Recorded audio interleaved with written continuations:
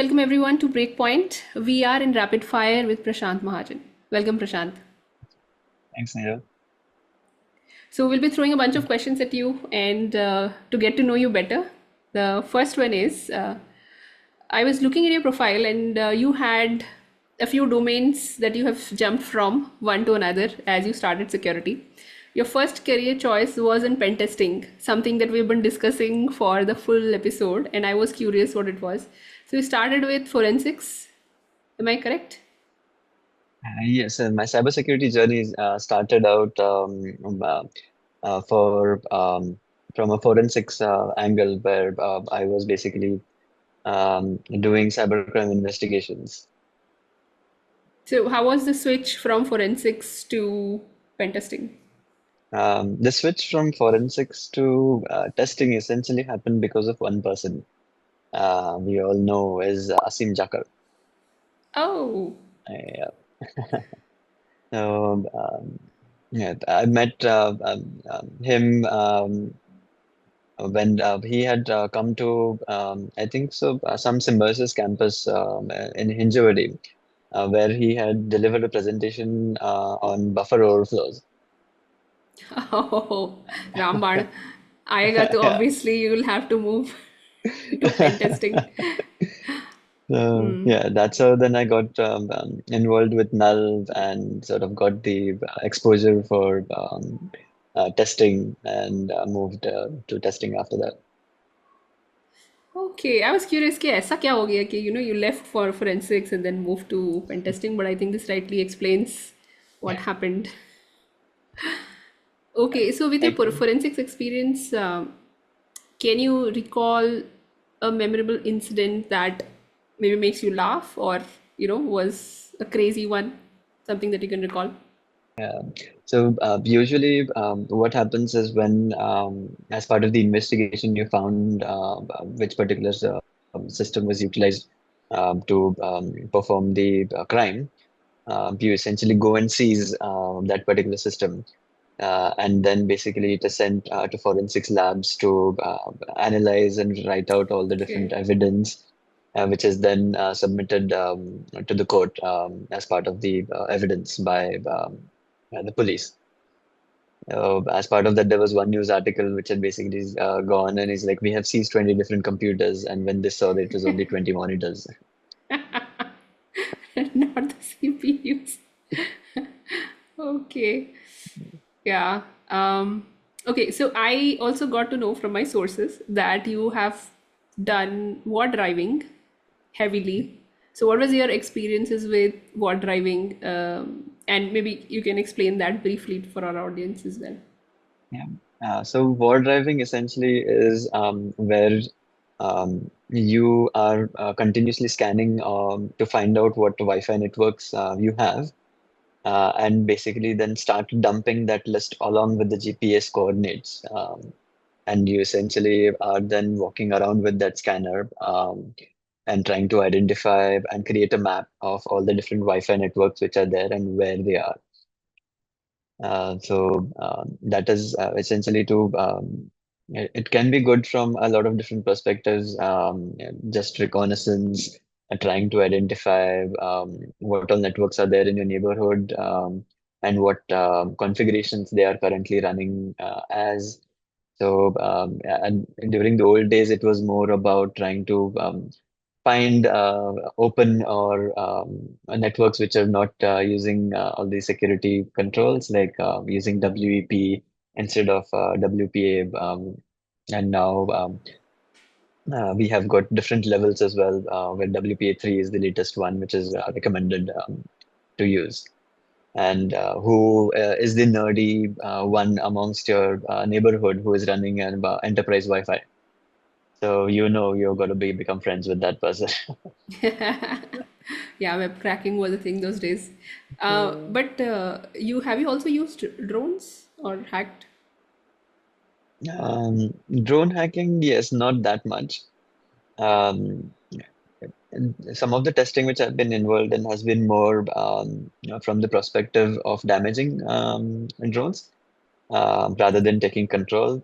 So essentially, If a drone is come seeing in your premises, then you can basically try to shut it down instead of hijacking it and doing other things. Yeah. Yeah, is that more fun? Taking control is more fun. Taking control obviously is more fun, but yeah, at that time, the client's requirement was essentially that what can we come up with as a control for that? Yeah, sorry, I was just playing around with the question. And okay, so I'll come to the most interesting one of the set, and I was curious myself. Um, the question to you is, are you corrupt? Okay, not okay. Just kidding. What is the story behind your name? I don't know if some of the listeners may know this, but many may not. That you go by the handle of corrupt. Is there a story behind it? So I don't remember who had given me that, but this was the time when we were trying to create our null email accounts. Um, and yeah, the idea basically was that we would be utilizing handles for that. So that's how Asim uses the ID null. That time Murtaza was there, his handle was void, um, and a few other people were there. So uh, because of some of the, I would say, cons which I've done during that time. You can say in Hindi. It's okay. This is the rapid fire. ये कौन सा कांड था which led to this name? Yeah, I don't think so it was just a single one, but a few series कितने थे of those भाई? incidents, which basically became we have the you just corrupt people's minds. So yeah, your handle is corrupt. Oh, okay. Hmm. Okay, so you were talking about Null just some time back, and I have seen you have had a very long association with the Null community. And I'm sure because of the cards that you were talking about, is there any memorable story from the community or the community friendships that you'd like to share here? Pretty much at the moment, everybody who I know in cybersecurity in India and also abroad essentially has some or the other tie with NAL. It has basically given me lifelong friends who are still in contact with and enjoy not just talking and being nerdy, but also a lot of different personal aspects as well. So we've become a lot good friends.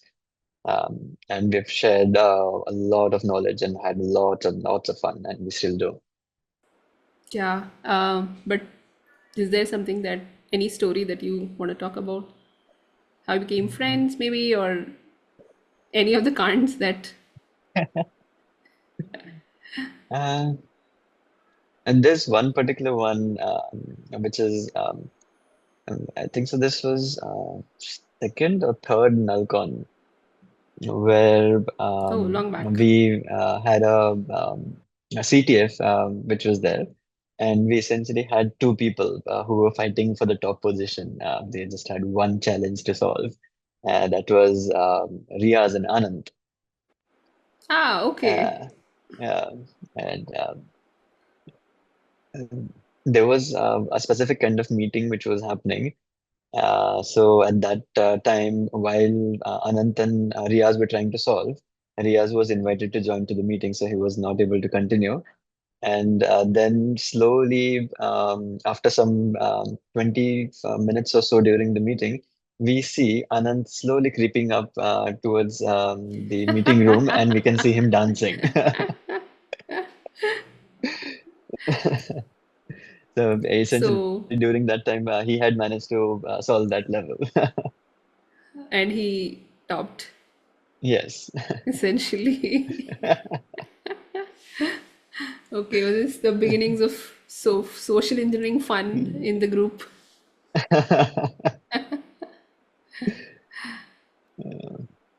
And I still get abused for designing that CTF.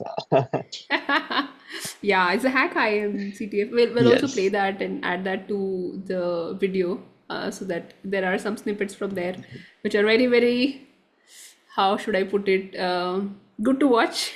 for today's generation. So we will put that out so that they get to know you much better at the initial days. There are quite a few intro videos. There's very good videos from there. So I'll tag that as well in this rapid fire. Cool. Thanks. Thanks for joining us today, Prashant. Thank you so much for having me, Nemo. Looking forward to more such episodes with you. Thanks Excellent everyone for then. joining us today. Thanks. Bye bye. Bye. What the heck? Prashant, you have went down. How to get inside. Prashant doesn't work for a living. The livings work for him. Right. Yeah, so both of them are going to tell us about whatever. Hackam is the free Narcon web CTF, where we have 7 categories of challenges for hackers and developers. Wait. If you say handcuff, you don't allow him to go to loo. So what do you expect him to do here? Come on. How do they work? Do they like Yes. control the keywords with the mind? Come on, yeah. Not to hack. Yeah. Generally for a hacker you think like Prashant. Yeah, Prashant. This is Prashant's body. What the heck?